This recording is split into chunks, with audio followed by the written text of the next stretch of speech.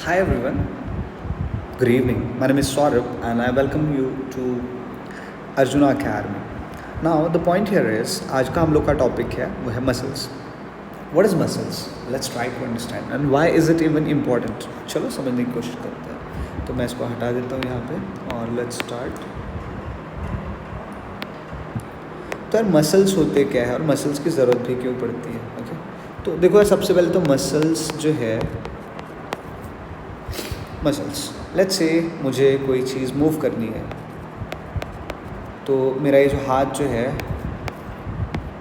ये हाथ यहाँ पे यार अगर मुझे इस हाथ को अगर बेंड करना है यानी ये पॉइंट से यहाँ तक के लाना है तो यार मुझे क्या करना पड़ेगा अपने हाथ को मूव करना पड़ेगा राइट. तो यार ये जो बेंड करूँगा वो क्यों कब पॉसिबल हो पाएगा जब ये जो यहाँ की जो मसल्स जो रहेगी ये एक्सपैंड या कॉन्ट्रैक्ट करेगी. मतलब ये दो चीज़ें होते ये दो चीज़ों के चलते हैं हम लोग की बॉडी पूरी मूव कर पाती है, मोशन में आ पाती है. हम लोग अलग अलग टाइप के फंक्शंस परफॉर्म करते हो. तुम कोई भी चीज़ करो, तुम अपने गाल को मूव करो, तुम अपने किसी को देख के स्माइल करो. At the end of the day यार यहाँ पे जो है हम कुल मिला के मसल्स को मूव कर रहे होते हैं. मसल्स के बिना हम लोग की चीज़ें नहीं चल सकती. तो मसल्स जो है muscles help us in motion. Muscles हम लोग को किस चीज़ में हेल्प करती है? मोशन में, मूवमेंट में, है ना. तो ये दो चीज़ों में हम लोग को हेल्प करती है. उसके अलावा देखो यार मसल्स को अगर हम लोग ब्रॉडली अगर क्लासीफाई करें तो मसल्स होती क्या है और करती क्या है इसको समझने की कोशिश करते हैं. देखो अगर हम लोग मसल्स की बात करते हैं तो मसल्स हम लोग को हेल्प कैसे करती है. तो मसल्स बेसिकली होती है पहले तो 3 टाइप की मसल्स होती है. देखो यहाँ पर पहले वॉलेंट्री मसल्स, फिर एक हो जाती है इनवॉलेंट्री मसल्स और एक और हो जाती है कार्डियक मसल.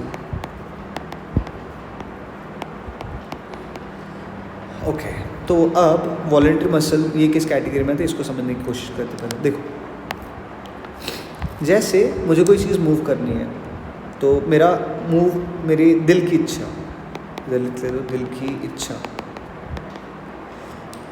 अगर मेरे हिसाब से अगर मैं कोई चीज़ को मूव कर पा रहा हूँ उसको मैं कौन सी मसल यूज़ करूँगा? Voluntary muscle. जैसे कि हैंड की मसल्स होती है, फिर लेग में कुछ मसल्स होती है, कुछ और जो मसल्स जो होती है जिसकी मदद से मैं किस टाइप के मोशन कंप्लीट कर पा रहा हूँ? Voluntary motions, voluntary actions move कर पा रहा हूँ या कंप्लीट कर पा रहा हूँ उसको मैं क्या बोलूँगा? Voluntary muscles. तो जैसे हैंड में हो सकती है, लेग में हो सकती है और भी बहुत सारी अलग अलग जगह पे जो मसल्स जो एग्जिस्ट करती है उनको हम लोग कौन सी मसल्स बोलेंगे? Voluntary muscles. अब इनवॉलेंट्री मसल्स क्या होती है? जहाँ से मान के चलो मैंने खाना खाया, आई एट फूड.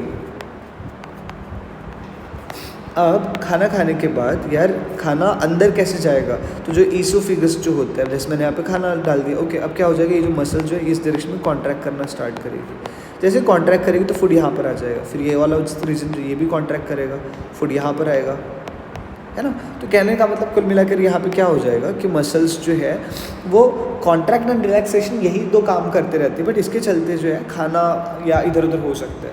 तो यार खाने पर क्या मेरा कंट्रोल है क्या? नहीं. ओके उसके अलावा एक और चीज़ देख लेते हैं जैसे लंग्स ये परफॉर्म कर रहे हैं. ओके उसके अलावा बॉडी के अंदर में बहुत सारी चीज़ें मूव करते रहती है, ब्लड इधर उधर मूव होते रहता है.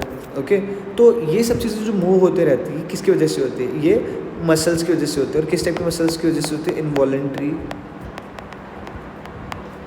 मसल्स की वजह से होती है. अब यार यहाँ पे ये रिदमिक फंक्शन परफॉर्म करते रहते हैं. ओके और इनकी वजह से चीज़ें इधर उधर क्या होती रहती है? मूव होते रहती है. तो इनको हम लोग कौन से मसल्स बोलेंगे? Involuntary muscles. अब एक और टाइप की मसल आ जाती है इसको हम लोग बोलते हैं कार्डियक मसल.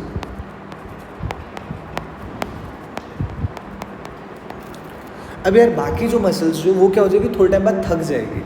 बाकी जो मसल्स जो है यार वो एक पर्टिकुलर टाइम के बाद क्या हो जाएगी यार वर्क करना बंद कर सकती है, थक जाएगी, है ना. समझ में आ रही? जब ज़रूरत पड़ती है तब काम करती है. लेकिन कार्डियक मसल एक अलग टाइप का मसल है, ये कंटिन्यूस काम करते रहता है, कंटिन्यूस वर्क करते रहती है मसल. एंड क्योंकि कंटिन्यूस रिदमिक फंक्शन करती रहती है,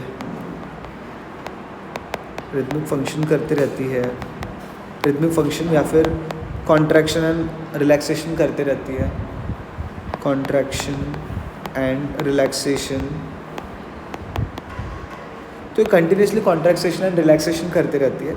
ये मसल कभी रुक नहीं सकती, ये मसल कभी स्टॉप नहीं हो सकती, और क्योंकि ये मसल कभी रुक नहीं सकती, कभी ये मसल बंद नहीं हो सकती, ओके।